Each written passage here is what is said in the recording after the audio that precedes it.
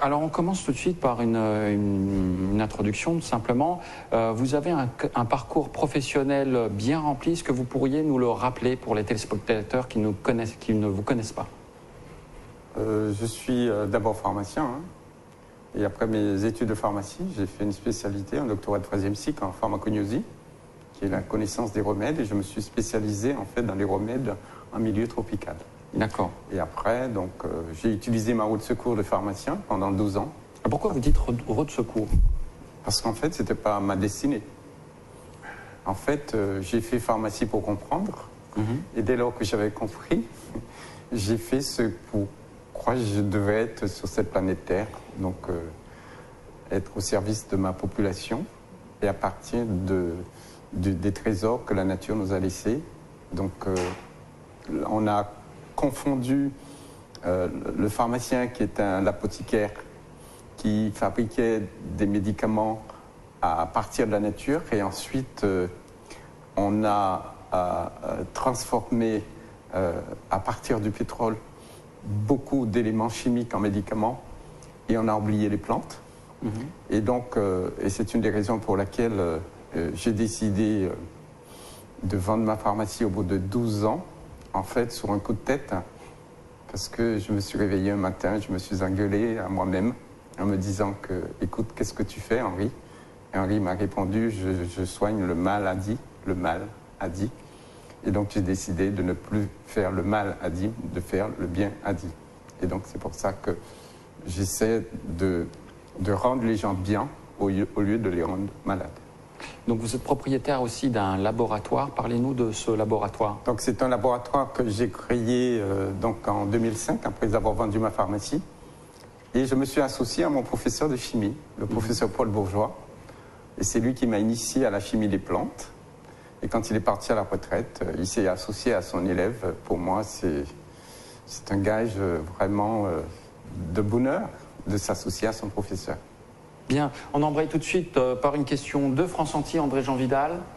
Vous avez demandé et obtenu d'ailleurs, docteur, l'inscription des plantes locales dans la pharmacopée française. Pourquoi ça n'avait pas été fait avant? Ça n'a pas été fait avant pour une raison très simple. C'est parce que c'est toujours le même parcours. Donc je fais des études de pharmacie et ensuite j'ai mon diplôme. Je reviens en Guadeloupe, je me retrouve dans une pharmacie d'outre-mer, Guadeloupe, Martinique, Guyane, Réunion. Et quand j'entre dans ces officines, donc c'était dans les années 90, je me rends compte que dans les pharmacies, il y avait tilleul, camomille, verveine, boldo, lavande, thym, que des plantes de la métropole. Et que les plantes médicinales de chez nous sont absentes de la pharmacie. Et c'est là que j'ai fait de la recherche, et c'est là que je suis tombé sur un texte qui date du 8 mars 1799. Et ce texte dit, il est interdit aux gens de couleur, noirs ou esclaves, d'exercer la médecine, la chirurgie, d'utiliser aucun remède sous quelle forme que ça soit, sous peine de 500 francs d'amende pour les gens qui sont libres, punition corporelle pour les esclaves, et les colons qui tolèrent ce type de pratique seront déchirés de leurs 10 esclaves. C'est marqué noir sur blanc, c'est le Conseil souverain du 8 mars 1799. Et il faut bien comprendre ce qu'il y a eu, et ça tombe très bien, parce que nous sommes dans la commémoration de l'esclavage, donc dimanche prochain, le 27 mai, et qu'il y a eu une première abolition de l'esclavage en 1794. Et un rétablissement en 1802, 1794, 1802, c'est-à-dire 8 ans après. Ouais. D'accord? On abolit, ensuite on rétablit. Mais entre-temps, il faut savoir que Haïti deviendra la première république noire. Et les combats faisaient rage en Haïti. Et il y avait un monsieur qui s'appelait Macandal. Et Macandal empoisonnait les colons. Et c'était une sorte d'arme. Et les colons qui se trouvaient en Guadeloupe, Martinique, Guyane, ils ont eu peur que le macandalisme se répande. Donc l'empoisonnement par les plantes se répande donc en Guadeloupe, Martinique et Guyane. Et c'est là qu'ils ont pondu en fait cet arrêté du Conseil souverain de l'époque. Et après, il y a eu le rétablissement de l'esclavage en 1802, avec une abolition en 1848, et les choses sont restées en état. On est devenu département en 1946. Entre-temps, en 1955, je prends naissance. Je fais des études de pharmacie, je me retrouve en officine et je suis toujours en 1799 où les plantes de chez nous ne sont pas à la pharmacie.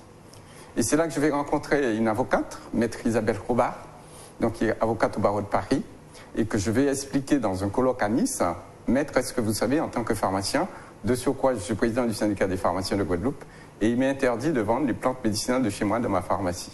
Et elle m'a dit, qu'est-ce que c'est que ce bordel? Et là, depuis 2001 jusqu'à aujourd'hui, en fait, c'est 12 ans de bataille juridique. On est passé par 4 lois. La loi Guigou sous les doigts du malade, avec refus de Bernard Kouchner. La loi Programme pour l'outre-mer, refus de Raffarin et d'Ousté Blasi.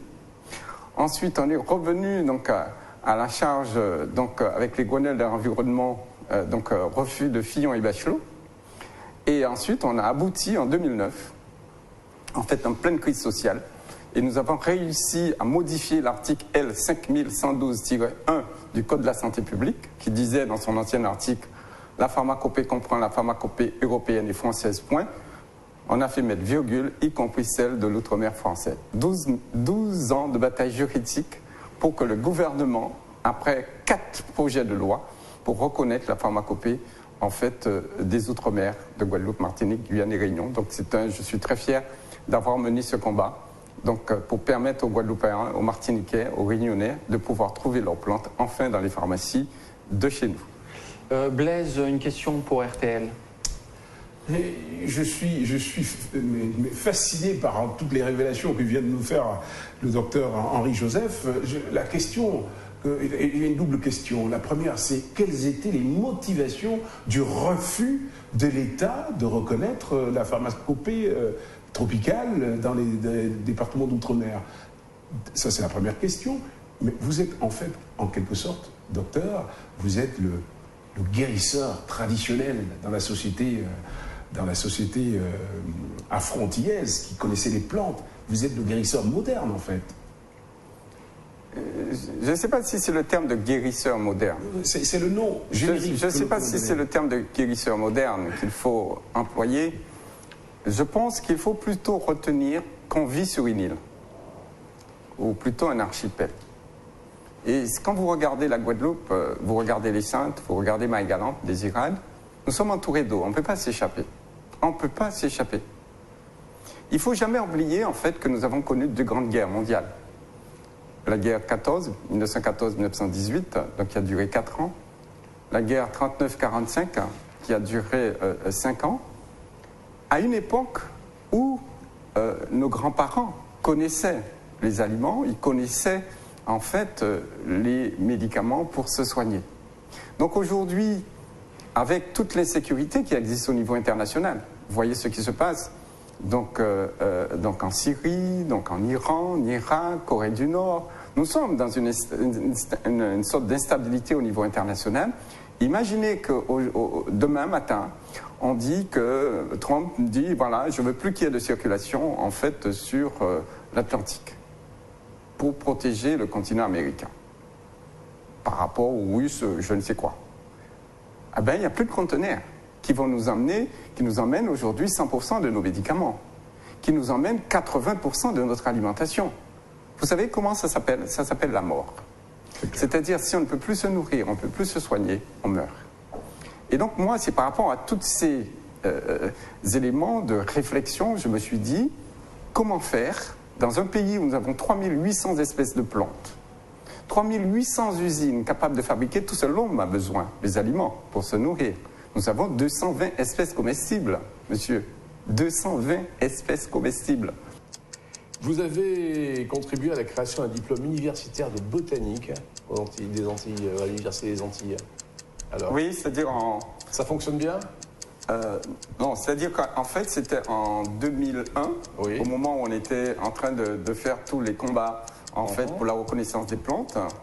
Donc, avec l'aide du professeur Jean-Qui, donc il fallait un professeur de médecine. Donc, on a créé à la fac de médecine de Pointe-à-Pitre un DU de phytothérapie tropicale et on a formé 50 pharmaciens et médecins à la connaissance des plantes de chez nous. Ce qui est bien. Il nous reste... Après, non, Pardon? Plus rien après?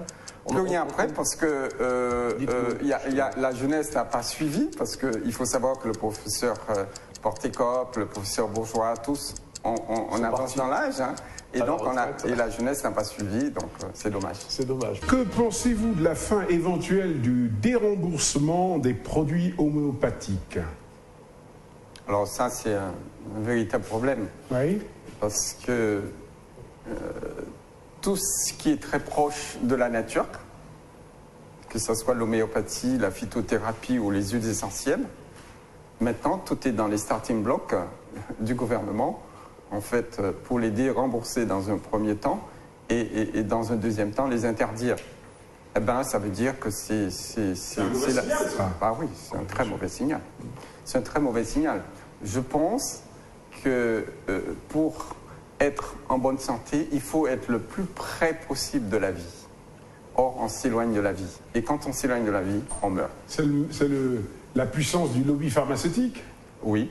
Je ne sais pas parce que je suis pharmacien que je ne vais pas dire que les lobbies pharmaceutiques doivent permettre aussi le développement d'une phytothérapie tropicale et voire une phytothérapie traditionnelle.